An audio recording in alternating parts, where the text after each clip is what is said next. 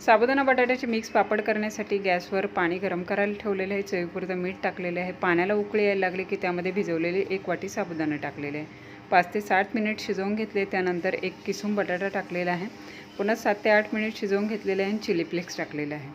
आणि हे थंड झाल्याच्या नंतर याचे पापड जे आहेत ना असे प्लॅस्टिकवर घालून घ्यायचे आहेत. तेल लावायची देखील याच्यामध्ये गरज नाही. तेल न लावता देखील हे पापड ना व्यवस्थित असे निघाले जातात, चिकटले जात नाही. एकदम छान असे पापड होतात. 3 ते 4 दिवस उन्हामध्ये चांगले सुकवून घ्यायचे आहेत आणि वर्षभर आपण हे स्टोअर करू शकतो.